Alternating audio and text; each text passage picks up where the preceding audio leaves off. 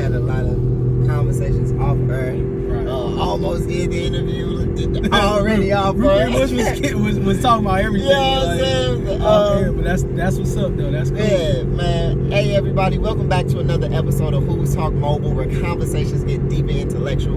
I'm your host, Artemis Caldwell, founder and CEO of Who Is Incorporated, or the newly Who Is LLC. Y'all know the best nonprofit or spiritual organization out there dedicated to understanding identity and unity within the community. Hey, y'all, we gonna get it cracking. Yes, sir. It's gonna be a great episode, man. With me, not my co-host, but Gabe, many talents, many faces, man, many hats. Hey, try to mix it up, man. Yeah, aka Memorable Montage. If y'all know him by his poetic name, this guy is amazing. Man amongst men. Introduce, propose? Yeah. Yeah. Hey, I was ringed up, cleaned up. Hey, look. Ringed up, cleaned Ladies, up. he off the market. He off the market. Feel me? He's done. Okay. Yeah, man. Hey, bro. Thank you for coming on to the show. Yeah, you know what I'm saying? Thank you for having me, man. Most definitely. Real talk, man. Yeah, so I'm really excited. I like I said, I love what Who Is doing in the community. I see you out here. I see you had your poetry event a couple months back, and man, like just oh yeah, man, like it's love, man, and it's so cool that the concept of teaching community unity, of teaching community accepting their identity, of teaching the community about the results of positive and negative choices, man. Those are important things. And so I'm really excited. Like you said, memorable mantras. I go by my stage name go by Gabriel 100, but the brand will be Memorable Mantras for all of my poetry stuff. And so thank you for having me, bro. Also an author. Also right, man. I don't even talk about all that stuff. But yeah, I mean, yeah, you do it all. We ain't gonna write, cook, right. Real talk. Like you said, just trying to be a little, mix it up, get into everything. Okay. Yeah. To kick it off, bro. I know we got to know each other a lot off air, but give me something. Give me a little bit about yourself, just so people know. We know you do stuff. Yeah. So I was born in Dade County, Miami, Florida. I lived up north for some time too. My mom, after the first marriage, she took me, and we lived up north in Rhode Island for some time. So I understand what living up north and that kind of like culture is like. Spent some time in Massachusetts and Connecticut and Rhode Island, and then moved down to Georgia. So I went back down south in Atlanta, where my mom remarried, and so then when I moved out, branched out on my own, moved to Kansas City. I was a at-risk youth big brother and counselor. Okay. I also started a music appreciation program there. That was still being used all the way up from 2013 all the way up to 2016. Okay. Yeah. All right. What was it? You said where? No. What was it? Like, what you mean? So the music appreciation program was more teaching people how to, express their art. So artistic expression, and creating safe spaces for that artistic expression, teaching various forms of music, poetry, lyrical writing, and then also, a little bit of splash of art in there as well. Okay. And I did that, a little mix. Like I said, I mixed it up. Yeah. Okay. And so that was a boarding school, a therapeutic boarding school for at-risk youth called Shelterwood, where I did that at in Kansas City. So I've been working a lot with youth, really from the time I was 16, because I was a camp counselor at age 16. So I got a big heart for youth, man. I want to see youth change. Oh man, like like it really just coming up myself, understanding, you know, what it is to be a teen, what it is to search for your purpose as being a teen, making mistakes, learning from those mistakes. I never forget that, and I think a lot of adults forget, like, hey, once upon a time you was a teenager, you know what I'm saying, and you made some bad choices, and so I kind of use that thought process to constantly build up acceptance in you, and so I when I was living in Georgia, that's when I was a camp counselor. Okay. And then when I moved from Georgia, I got accepted a job offer in Kansas City for that organization called Shelterwood. Yeah, and I was, at the time I was like 21. And so, you know, from then I was a big brother. I worked with teens dealing with depression, teens dealing with anxiety, even at times self-harm. I've literally had to pull teens off of nooses. Literally had to, you know, compress bleeding wrists when they try to cut themselves. You know what I'm saying? And so I'm just now getting to a place where I'm doing some counseling for it all, because I'm like, I may have received some trauma from dealing with those situations, you know. And so moving, you know, fast forward to being in St. Louis. When I moved to St. Louis, I became a crisis intervention specialist for Marygrove Treatment Center. Worked with a lot of at-risk youth there, homeless youth, and foster kids. I later became a director of one of their lakeside programs, and that's when I really started working with the youth sex offenders and felons, adjudicated youth from all over Missouri. And it was my job to report to the courts their progress and work with their DJOs and counselors and therapists to create a treatment plan for them. And that's where I kind of really encountered a lot of, you know, the different issues that go on with our black teens. So let me ask you this: Why you working with so many teens, so many kids, so many disrupted homes? Yeah. I got two questions. I'm gonna say that. What's advice? What's best advice you could give a kid going through a situation like that right now? Yeah. And then give me 5 things you stand for. Yo, so the best advice that I can give any teen just going through, whether it be depression, trauma, anxiety, you know, maybe lack of confidence even, because that's a big thing. That's real big. I would say is, you know, remember that, in my personal belief, I believe that you were made with a purpose. You know, you have a purpose for your existence.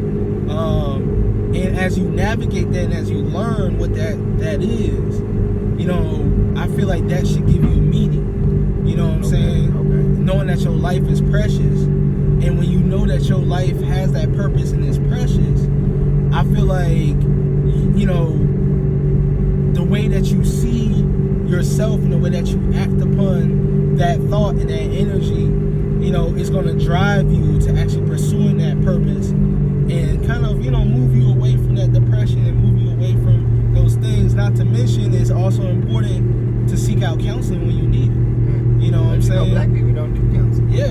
And that's you know, that's something that we gotta work on. It's really like, you know, being open, being open and being willing to say, look, like, I need help. You know what I'm saying? I need help. I need a strengthening outside voice. I need accountability. You know, I need those things, you know. Yeah, and then you said 5 things.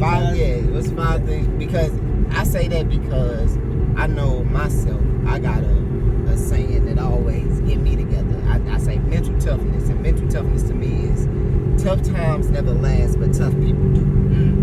And I got that from Les Brown. Snap.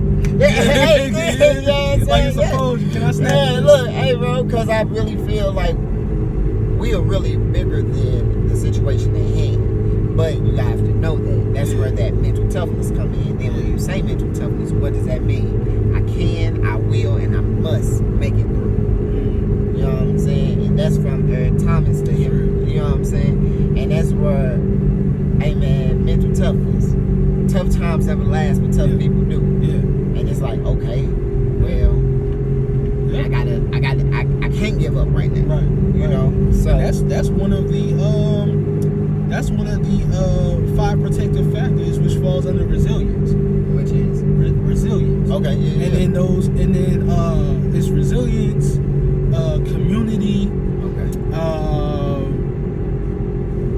I'm having a brain fart. Resilience, community. I want to say communication, wellness. Wellness. Okay. And I'm trying to remember that fifth. I probably can't. I'll probably come back to it. But yeah, resilience is one of those things that is very important to have. And like you said, tough people last through tough situations. Yeah, most definitely. Yeah. But give me your 5, because a person ain't gonna listen to you if you don't got your 5. Right. What you stand for? You know what I'm saying? On me. So five things that I stand for. I stand for truth. And I stand for equity and fairness. And I say those two, to lump those two Together. things in. Equity and fairness. I stand for. I still stand for chivalry.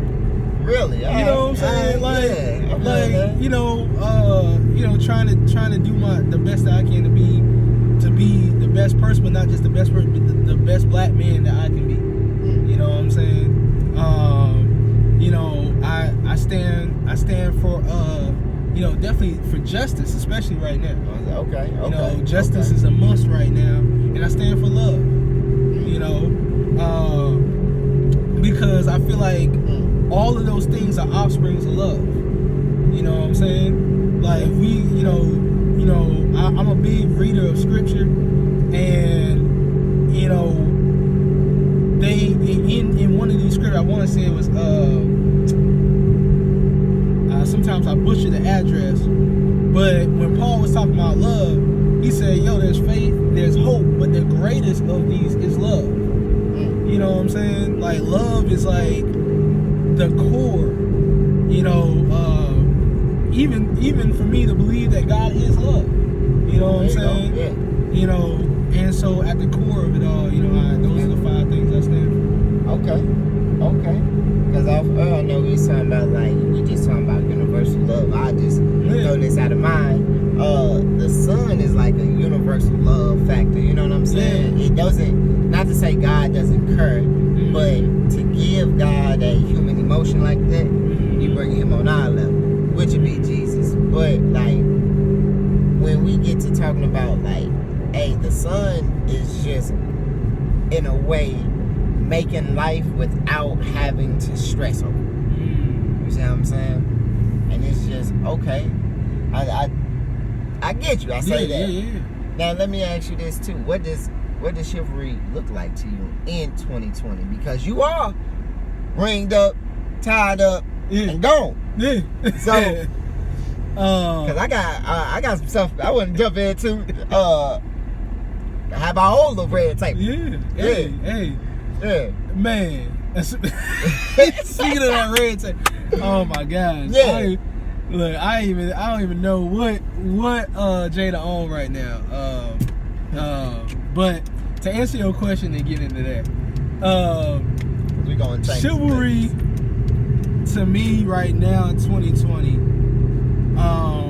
it really starts with understanding yourself as a black man, understanding who you are, your purpose, what you was created to do, who you was created to be, and understanding how that relates to, your creator. And this is this is just my thoughts, my beliefs on it. With that being said, when you understand those things, I I feel like that's a part of self-actualization. Okay. And we understand like Maslow's, hierarchy of needs. Yeah, most definitely. Yeah, and everything that is needed to take place. So of course, you need food, shelter, and acceptance, and all those things too. But on top of that, when you understand yourself, then you're gonna understand how to treat people more. Yes. You know what I'm saying? And treat people better, and that being a significant other. So for me, like, when I met my fiance, I would be straight up, like, there's a lot of women that I had dated prior to that, and if I was like really like intentional and seriously looking at them as a possibility, they had a 3-day minimum for me. Like, I mean, that's because when it was time for me to find that person, I wasn't playing games. I feel that. You know what I'm saying? So they had a 3-day minimum for me. I'm not, we not gonna just keep on like going out and eating and kicking and blowing bread, and you not the, you know what I'm saying? You're not the one. Yeah, you know what I'm saying? So I feel that. But a lot of young men. How old are you, man? I'm 30 now. 30? Yeah. Okay. A lot of young men aren't even thinking about that. Like, we ain't trying to. I'm 25. Yeah. You see what I'm saying? Yeah. Ain't nobody. It's bros over hoes. I gotta get the bag before I get in love. Yeah, you know that's what the thought I'm process now. So, I don't want to say what are we doing wrong, but how can we start? Because August Alsina still reminiscing. You know what I'm saying? Right. Hey, it's been 4 years. Don't get me wrong, but right. Why you messing up a happy home? Is my question. Man. But it could be good though. I mean, to connect that with with the concept of chivalry, you know what I'm saying? And yeah, like you said, I mean, 25, you trying to live, you trying to, you really trying to search and figure out your life and figure out, okay, I'm grown now, and how am I going to exercise that purpose even more? You know what I'm saying? So going back to the thing that to encourage young men with, you trying to figure that out at 25, and you are bound to make a lot of you can make some negative decisions, you can make some positive decisions in the midst of that.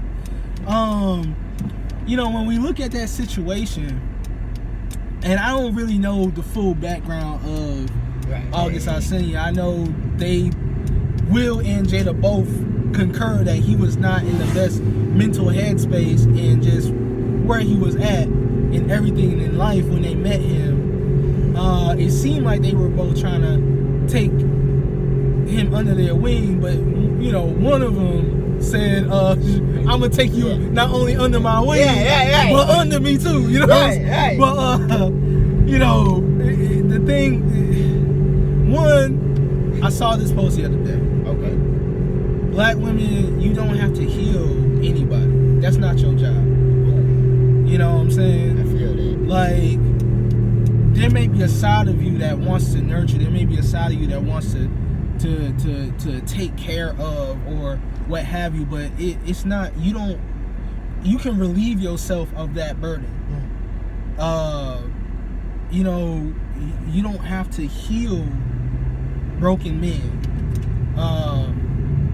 On top of that, however, in this kind of situation, when I looked at what Jada said as an entanglement, because we really talk about being 25, like you said. When I was in 25, I got into a few entanglements. Okay. I wasn't married. There's, there's a difference. Yeah. So, I feel like that was selfishness. That was on her? Yeah. Okay. There was some selfishness. There was some unwilling to take accountability, gaslighting as introspection and healing. On her end. What you mean? What I mean is, when you got to that table and you said, hey, I just was going through this part of my life where I was trying to, learn more about myself and heal, and then heal him, and, and I just got into an entanglement in the process. You made a choice, and it was a mistake, and it happens. So it's not, you know what I'm saying? So it's not trying to bash a black woman or trying to bash her, but we do want you to just take the accountability. That's it. That's all. That's it. Just take the accountability for the action. Yeah. Not try to justify. You know what I'm saying? Not try to minimize. But also keep in mind that you got somebody else's feelings that was also involved. Two men. Yeah. Feelings involved in that process. Yeah. And that were hurt. You know what I'm saying? And we need you to take ownership of that. And so so that's the way I kind of look at that. It's like, because if I don't know, Will, I can't say I don't know, maybe, Will, it may not be an angel. I don't really know their situation. Well, I heard they both came to a very adult, if this happened, but we ain't breaking up. Yeah. So and you know what? I can respect Will for that. And in terms of going back to that chivalry, he didn't bash her. Okay. On public TV. I feel that. You know what I'm saying? Yeah. Yes. Even I'm watching the interview. I'm kind of seeing this man's face, and he was making the pursuit of happiness face a couple of times, like he was holding back some tears. I feel that. I mean, he did look like he was making that face a couple times, but he didn't just all out, have an onslaught on his woman on national TV. Because you see the mother of my children. Right. You know what I'm saying? And that's respect. Yeah. You know what I'm saying? Yeah. I just wish that maybe, she would have took a little bit more ownership of that. And sometimes sometimes you kind of see that, in our culture, even, you kind of see that in some of our relationships. True. And sometimes even in our women, it's like, sometimes you see that unwilling, like that wanting to justify everything. Yes. You know what I'm saying? Yes. I know exactly. I'm not going to get too deep on trying to decipher a woman's perspective because I'm not a woman. There you go. I can speak from my experience, and I can say that I've experienced a lot of that in relationships. Yeah. Where I'll be like, hey, you know what? You was tripping about that, and then it'll kind of just be minimized. And I'm like... But that also comes with communication. Yeah. You know what I'm saying? Because communication is a big thing. Yeah. And communication is a two-way street. Yes, it is. Yes, it is. And, but one thing I will say is that those kind of situations are tough. Like when they come out into the open and you having to deal with all of that, and you having to, they're tough situations. You know what I'm saying? And you, I mean, I don't even know if, I thank God for the woman I have. Hey. I thank God for my fiance, because one thing, she is willing to accept when she's wrong about something. She's willing to take that accountability. She's willing to be honest with me. And then on top of that, she's such a creative, wise person that inspires me, to just do more in my community, to just do more, to just grow more. I mean, she just really inspires me on so many different levels. Okay. And she's wonderful, man. Shout out to the missus. Yes. I bring her up, she would have been with me. She was, she's trying to sleep in. Hey, that's cool. That's cool. It's Saturday. Right. Go ahead. But yeah, man, I really love her, and I really really thank God for her every day. And I just really thank God for like the woman that she is, you know. And yeah, man, I mean, I could just keep going. And that's going into the next question, bro. Let me ask, what's one word to sum up all the 30 years, bro? All your experiences of who you are, what makes you you. Yeah. Give me one word to describe your life. Oh man, you know, I would say if I had one word to describe my life and just to sum up, man, 30 years, I would say peculiar. And the reason why I say that is because sometimes peculiar is misunderstood. You know, I felt like throughout the course of my life, in a lot of places, I was in positions where I was constantly misunderstood for the way that I carry myself. Okay. You know, even just being considered real different. You know what I'm saying? Unique. Yeah. You know, peculiar. But I would even go as far as to say that I've been willing to accept that because, you know, in my belief, like, Jesus was misunderstood. There you go. You know what I'm saying? Like, you know, and so when you look at, like, him walking amongst people and being love to people and, you know what I'm saying, but also challenging people towards better, you know what I'm saying? Like, he was often misunderstood. He was misunderstood by the Pharisees. He was misunderstood by, you know what I'm saying, the law. You know what I'm saying? I mean, Jesus died like a lot of black men with his hands up in front of his mother. I'm trying to tell you. So, didn't even know his daddy. Right. I'm just playing. I mean, right. You know, so, you know, so I would say, yeah, I was summing up like that. You know,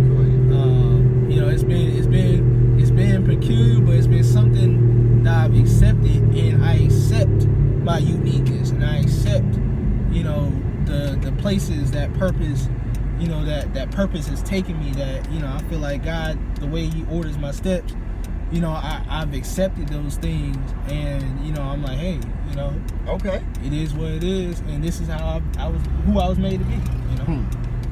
Okay, I like your word choice, family. Yeah. And I got a question on that. Life as a poet.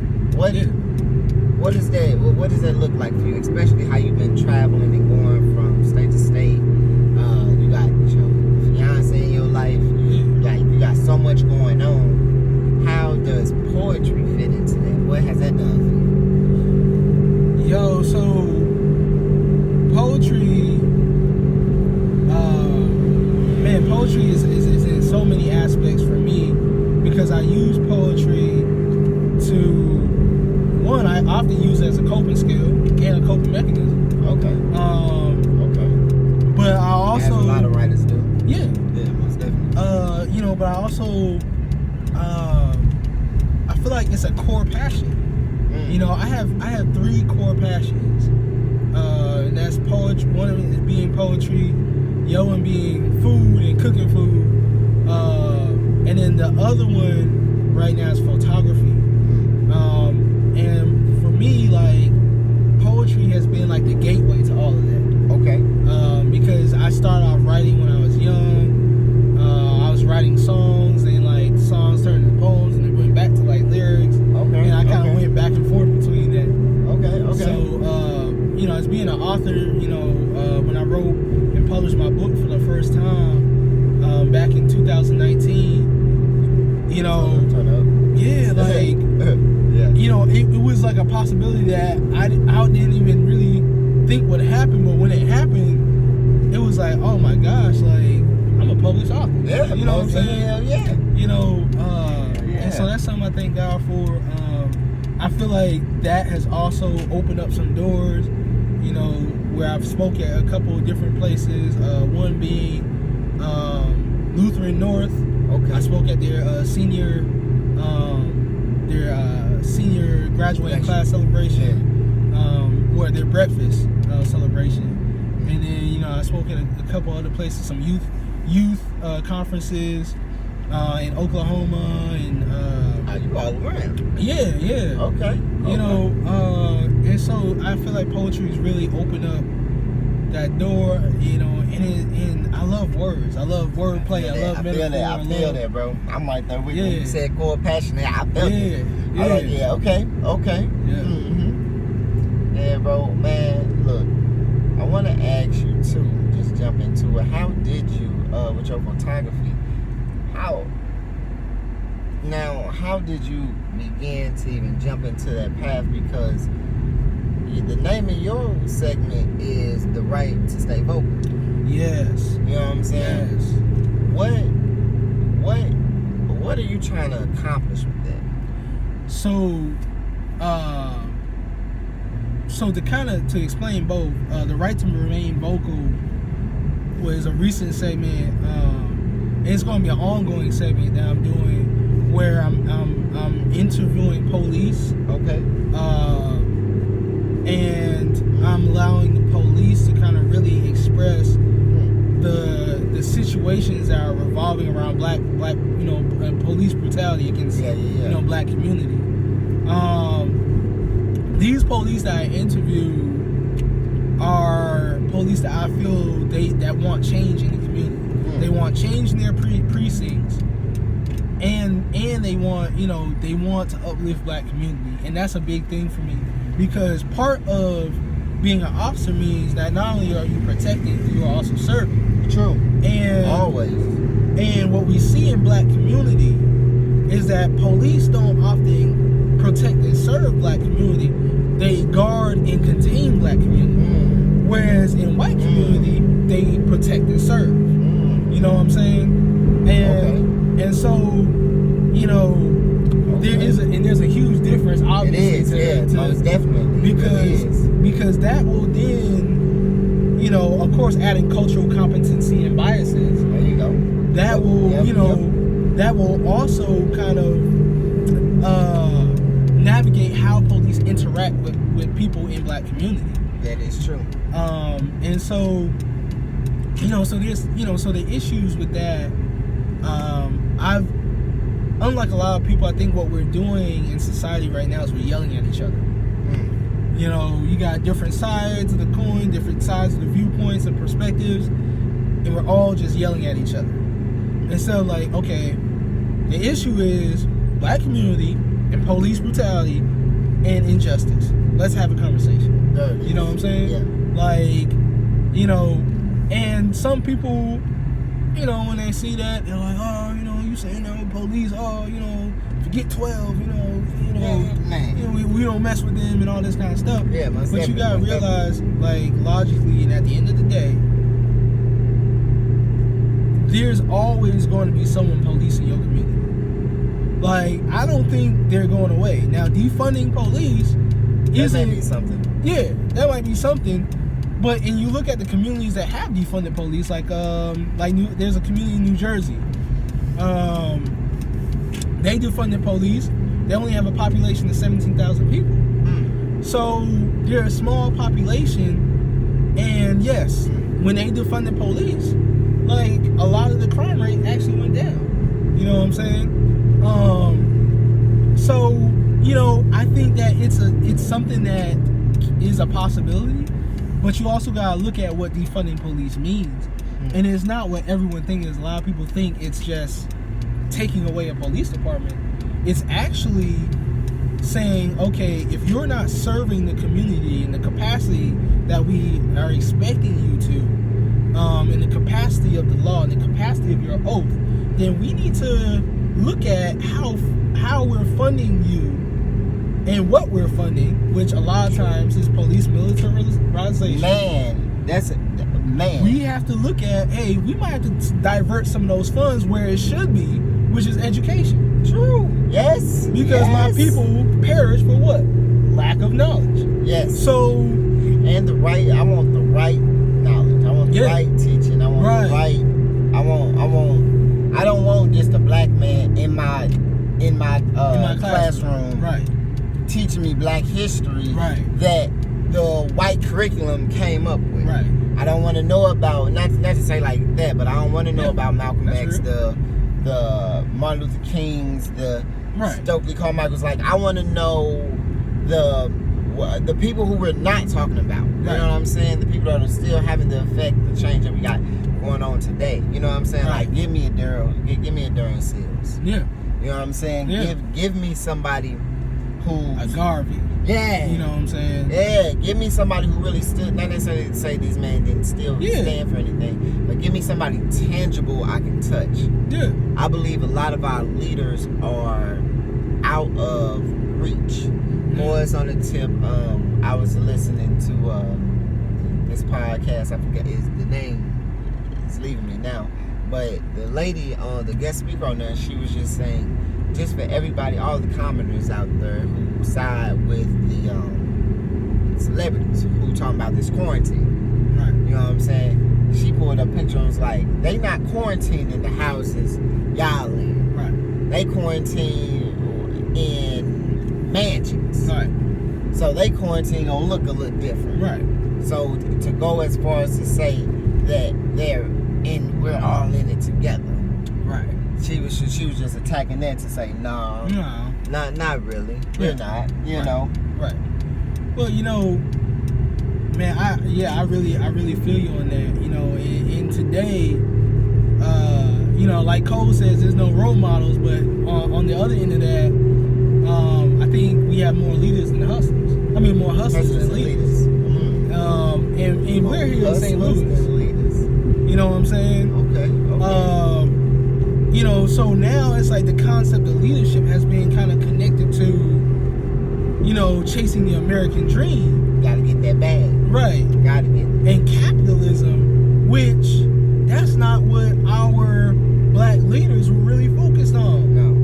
They were they were more focused on how can we not only economically build up our communities, but also how can we morally build up our communities. You know what I'm saying? Like, our leaders did more teaching. You know what I'm saying? Getting the bag. Right. Yeah. You know what I'm saying? And not just teaching you, you know, just like, you know, financial stuff or, you know, teaching you a skill, but like teaching you how to be. Yeah. Yes. You know what I'm saying? That's what a lot of our leaders used to do, is actually teach you how to be a piece of the puzzle of your community that impacts your community around you. Most definitely. You know what I'm saying? How it starts in the home.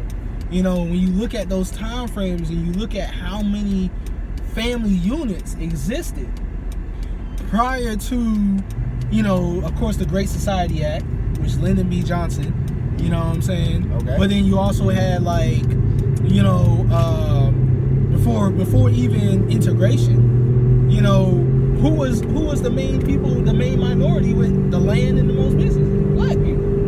Okay. You know what I'm saying? We formed family units that had the most land and the most businesses in that time range. And so I think that not to cut you off, I just feel also too in school we need to be learning about Tulsa. Yeah. Black Wall Street. We don't know anything about that. Yeah. You know what I'm saying? There's a lot of information that I feel, not to say our elders fail, but they haven't pushed in front of us because we have to go find this information out on our own. Right. I feel that does a discredit to the student, which we are. Yeah. You know what I'm saying? Yeah, you know, that's real. You know, when we look at those who exist now, who are supposed to be the so-called leaders now, you know, we got the NAACP and Louis Farrakhan and Al Sharpton. You know, you know, even I can even say even at BLM, you know what I'm saying? Because what we need, like you said, is to be taught. You know, we need to be educated. That's the core. The core is education, and I'm thankful because there are some people now that actually trying to at least educate you on, you know, ways that you can work on your credit and ways that you can work on, because some of those things are necessary things too. That is. You know what I'm saying? Yeah. Like, you know, understanding your financials, you know, and things like that are necessary too. You know, I see how making your money work for you. Making your money work for you, right? You know, and I see like, you know, one of them, you know, I noticed like one of my good friends, you know, Andre Walker. He's doing a lot of like teaching people how to, you know what I'm saying, like build up their investment portfolios, you know, how to, you know, trade and things like that. Okay. I see you know, Gabby Burt's with the whole real estate bay, and she's teaching people how to like invest in property and build up property and buy back the hood. You know, and there's a few more, you know what I'm saying? Like, I mean, you know, Ross actually doing it. Yeah, I mean, for real. Like, we talk about celebrities, like, you know, like Nip said, like they messed with Sebi because he teaching health. They messed with Rick Ross because he teaching wealth. Yeah, you know what I'm saying? On me. So, on me, yeah. You know, thankfully there are some people that are doing it. We can't look past them. Yeah. You know, but what we are missing from what we had before was people that were so charismatic that they were able to gather people at a drop of a hat. Yeah. You know, like when you see, I forgot what movie that was where... X with Denzel? No, it was another one where the dude, like something happened to this dude's barbershop, and then Malcolm X pulls up, and he's like, you know what, I'm gonna do something about that. And then you see Malcolm X in the next scene with like hundreds of like black men behind him, like marching somewhere. You know, like about to like go like to like the city hall, like on some like what's up. You know what I'm saying? Like a real example of that, bro, is the NRA, right? Yeah. They supposedly like not racist or whatever, this, that, and the third. We already know that's a bunch of BS. Yeah. But the only time the NRA, because the NRA can step in and say, man, we ain't for all this gun violence, this, that, and the third. But y'all making money off dumb, if I excuse my language, y'all making money off dumb niggas. Yeah. You know what I'm saying? So with that being said, the only time the NRA really banned the use of guns and rifles was when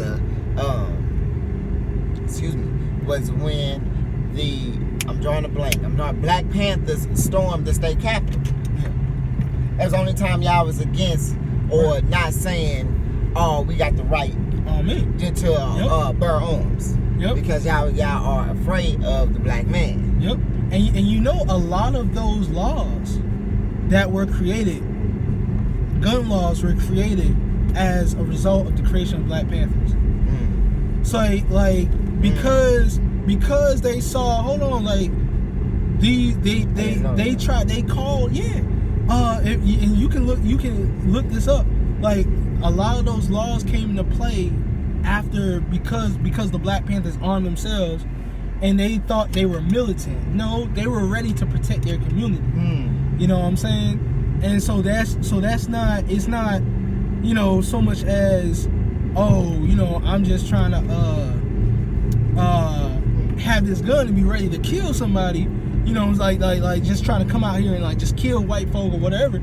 It was more like, hey, like we're ready to protect our community by any means necessary. You know what I'm saying? Yeah, most definitely. You know, and according to the Constitution, which, you know, that's a whole nother conversation. Right. Because it wasn't, because we weren't even considered people at its drafting. You know why they say 3/5? Because a star represents a human. Yeah. You got the head. Okay. Then you got the two arms. And then you got the feet. Which is why we're 3/5 of a person. That's where that 5 come from. Yeah. You need 5 parts to be a full star. You see what I'm saying? Boy, see, you look. Hey, he just dropped some knowledge. He just dropped some knowledge with me. You always gotta be ready to learn. But I always like that's to real. question stuff like, how y'all get those numbers? That's you know real. what I'm saying? Like I say black people have been under psychological warfare since 1712 when psychological and spiritual. Yeah. When Yeah. Willie Lynch came and gave the Willie Lynch letter and talked about the making of a slave. What it is that you did to our black women and a black man, where you would take two black men and a black woman, you would beat the biggest man in front of everybody, kill him, and how he described it was so gruesome, and then turn to the second man, beat him until an inch of his life, and then you don't touch the black woman. You just have her watch. Now this will make the modern woman, because now she's detached herself from the black man being my provider, my protector, because you just killed him. You just seen, and now the man who is still alive with the inch of his life, he's not finna fight back. So now, who's your provider? You have to do it on your own. So now with that being said, the woman, because she's able to birth a nation, she's going to teach her son to be passive, be strong-bodied but weak-minded.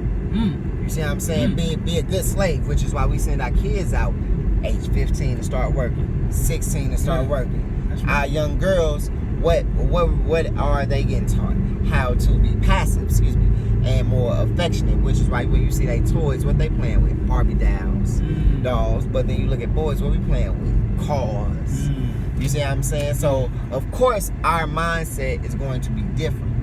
And when we go back to slavery, now you keeping our boys strong so they can keep working and don't upset massa because you ain't that smart. And now with our girls, we keeping y'all strong-minded but weak out here, so you can give the massa what it is that he want. You know, that's real. You see what I'm saying? You know, and what people don't understand is that when we talk about these concepts, and people be like, oh, but that was hundreds of years ago. What you gotta understand is that these same approaches were exercised over and over again. So not only do you have the compound psychological trauma that can be passed on generationally. True. You know what I'm saying? But then you also have how the system has reproduced this for years. They either reproduce it, they were reproducing it overtly, you know what I'm saying, prior to the civil rights, and that's a whole nother conversation. Because why do you have to have civil rights for people who's supposed to be in your nation? For people who's supposed to be human. That's supposed to be human in your nation. Yes. You shouldn't need civil rights. That is true. You know what I'm saying? That's true. But on top of that, then you have to look at, you know, how now in society a lot of those same themes are put out even in media. They're put out in they're put out through systematic oppression. They're put out, you know, in the disruption of the family unit. When you look at, when you look at, you know, welfare. I mean, my God, yeah. I mean, when you look at like, oh, we had to, you know, you would get more money if you didn't marry, if you ain't even the man of the household. Yeah. Like, yo, like, so a friend of mine said that he feels that that's where he feels the black woman turn their back on the black man. Man, I think, yo, I could see that. Like, I could see how that's one of the places, and I look at it like, I would say, like, not only so much is turning their back on us, but I would look at it also as, you know, a loss of confidence in us. You know what I'm saying? Back to making of a slave. Right.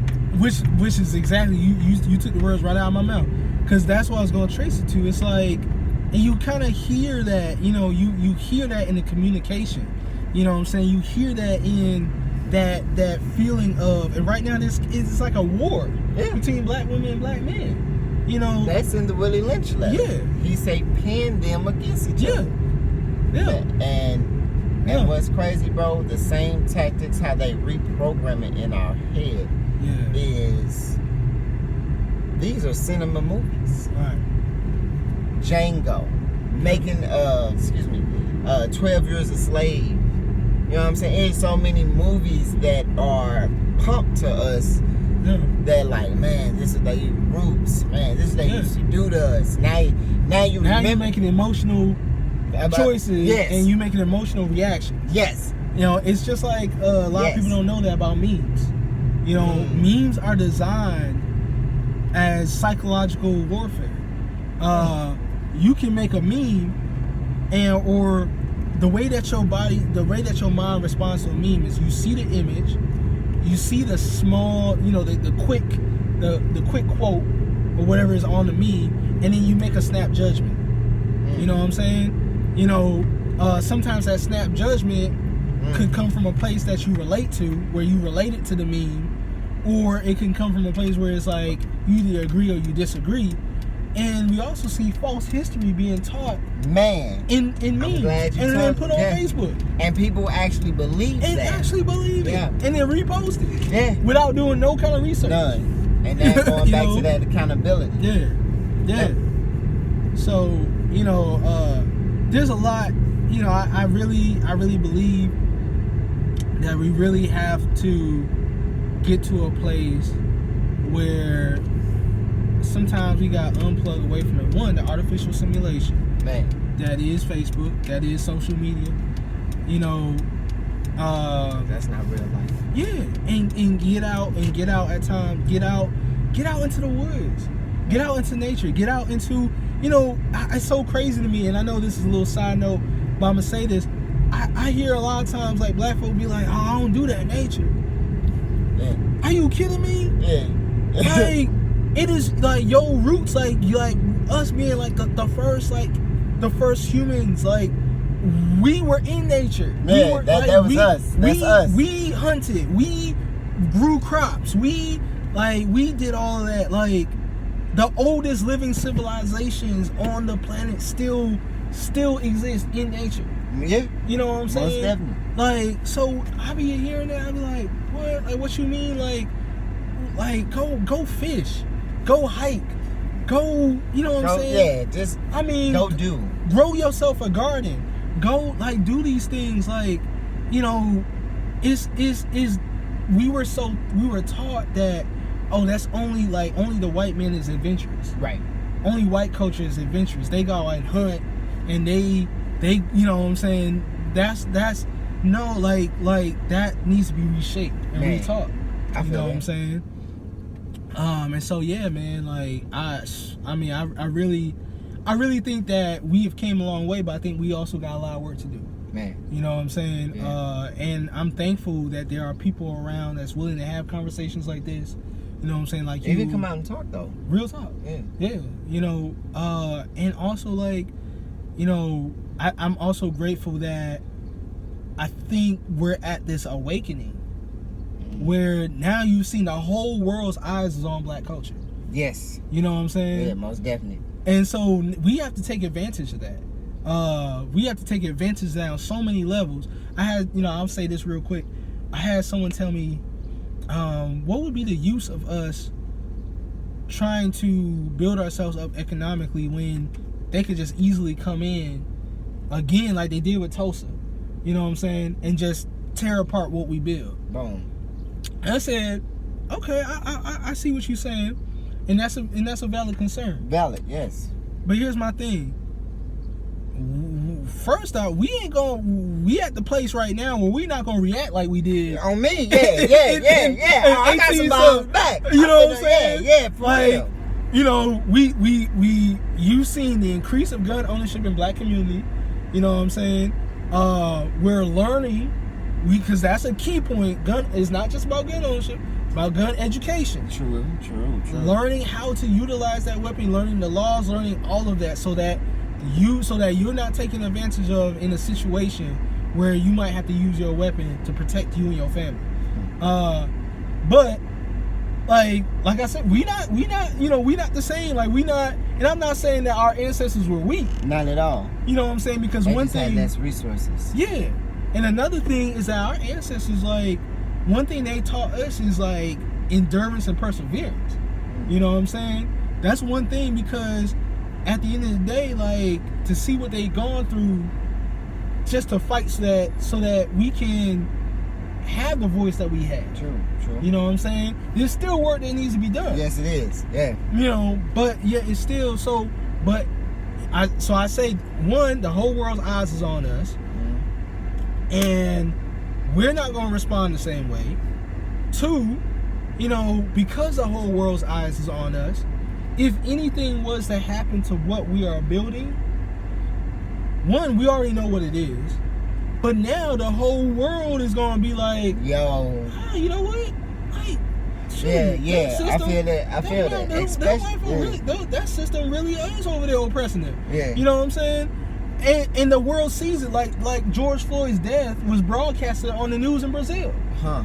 You know, that's what a lot of people don't know. It was broadcasted all over the world. That's why the whole world rocked with it. Like, oh, nah. You know what I'm saying? Like, it's when justice is distorted, when the people who are supposed to uphold justice do what they did, and it distorts it, it does something in the human soul. And it makes us say, hold on, like, we don't like that. You know what I'm saying? As it should. You know, and so that's why justice is so important. That's why MLK did say, you know what I'm saying, injustice anywhere is where oh man, I'm about to butcher the quote. Injustice anywhere is injustice everywhere. Yeah. Like that. Yeah. I was gonna say, I'm about to lose it too. Yeah. So, you know, I think that's where we at. I think now we have advances now, and we need to make policy change. That's a big thing. Policy change. You know, not just, once again, going back to that hustlers and leadership, not just trying to make a name for ourselves, make a name for what we doing, but impact policy change. You know what I'm saying? Impact legislature change. So let me ask you, are you a hustler or you a leader? Man, I strive to be a leader, but I know it takes hustle. You know what I'm saying? You know, and so that's... You can't be a leader without the hustle. Right. All right. You know what I'm saying? But for me, you know, there's been a lot of things. I tell people, I got friends right now, you know, getting into house business and stuff like that. I got friends doing the Airbnb, and I'm like, I tell them, hey, if you ever need volunteer work, hit me up. You know, because I'm willing to do something for nothing. And when you look, and I know a lot of people, that's the thing today. Like, a lot of people, they always want to be like, yo, where my bread gonna be at? Like, where, you know, when am I gonna get it? What's in it for me? Yeah. That's a capitalistic thought. Yes, it is. You know what I'm saying? When you look at the way that we operated as the village, as black people in our culture, you know what I'm saying? We was quick to do something for each other because we know it can be reciprocated, and we know that spiritually. Exactly. Man. You know what I'm saying?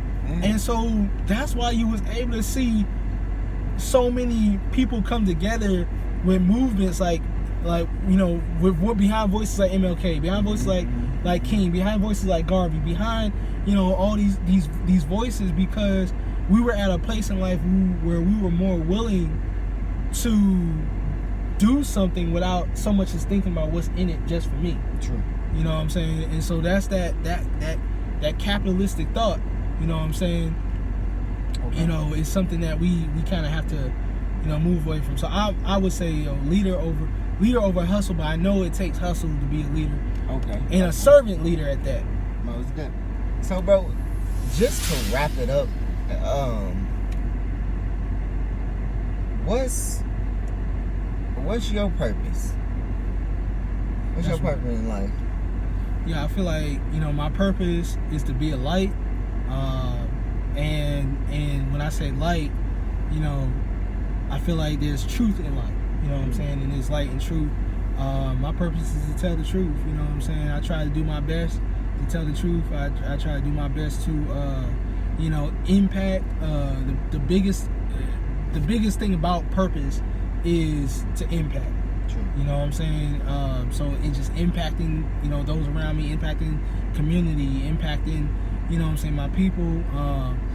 you know, another big part of my purpose, you know, is love, you know, and not just love for like my community or love for myself, but now, you know, I have someone to love. You know what I'm saying? Yes. And so, you know, for a man, like, to be able to do that, like, it really adds to your to who you are, to your purpose. And it helps you die to yourself. You know what I'm saying? And when I say like dying to yourself, like becoming less and less selfish. You know what I'm saying? Selfless more and more, because that's how you serve.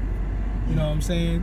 Like, you know, and so you know, really just being like being who God created me to be, you know, being who, you know, and he did that. He created me to be an instrument of love and to be an instrument of light.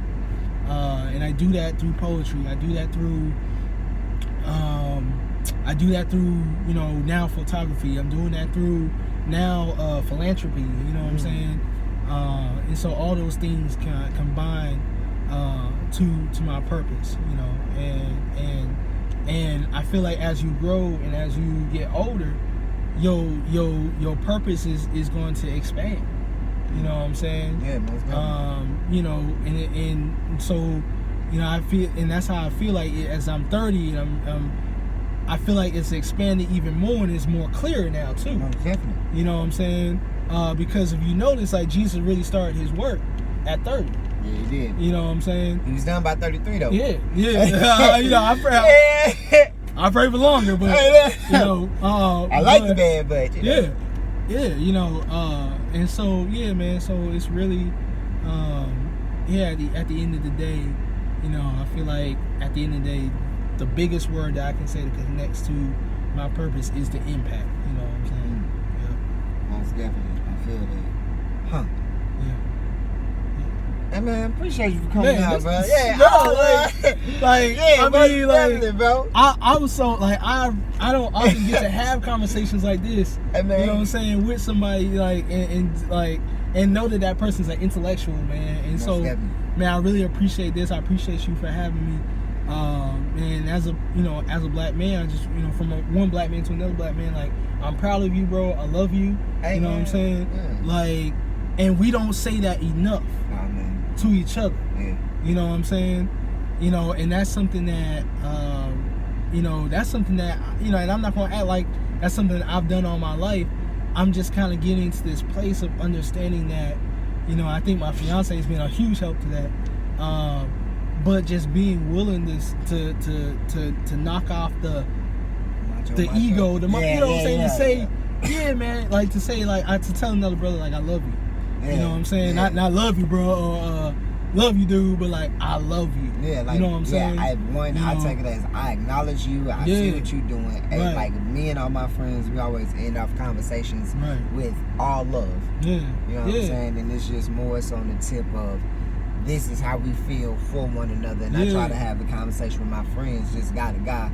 We can have intimate moments, and when I say intimacy, don't think of sexual. Right. It's like, bro, hey, I know you need to cry. Right. I know you going through some things that you may not be able to talk about. Right. And being your homeboy or being your partner, I feel that we need to help our friends. Because I have friends that committed suicide. Right. You know what I'm saying? And it's everybody knows someone who they could have helped out in the situation through just talking. Right. You know what I'm saying? And it's just so everybody, Gabriel, memorable montage. Come on, y'all. You know what I'm saying? This man finna be out here. Man. Yeah. Yeah. So I mean, yeah, man. I thank you once again. Man, this was dope. We gonna have to get you back on too, bro. Yeah, man. I'm anytime, man. Like, real talk, man. Anytime, bro. Like, yeah, you know, and hey, you know, follow this man. Hey, you know what I'm saying? Check out the right to stay vocal. Yes, please check that out. So that's on my YouTube. You can just go Gabriel Desince. We gonna have a link in it. We gonna have a link in the bio or a link in the bottom of this. Yes. Yeah. And so that's, you know. And I'm going to be doing a few more of those segments, and hopefully, I want it to lead to a panel discussion, because I want the community to be able to voice their concerns too. So, you know, so that's going to be in the making. And hit me up. My Instagram is Gabriel 100. That's GABEREAL yeah, real 100. And so so hit me up. Most definitely, bro. And yeah, man, thank you, man. Like, this is real. Like, this is love. And hey, man, I'm just excited to continue this work, and let's get it. I mean, let's change our community. He's out here. Real talk. Hey, men of impact. Who is family? We finna get it together. All right, we out.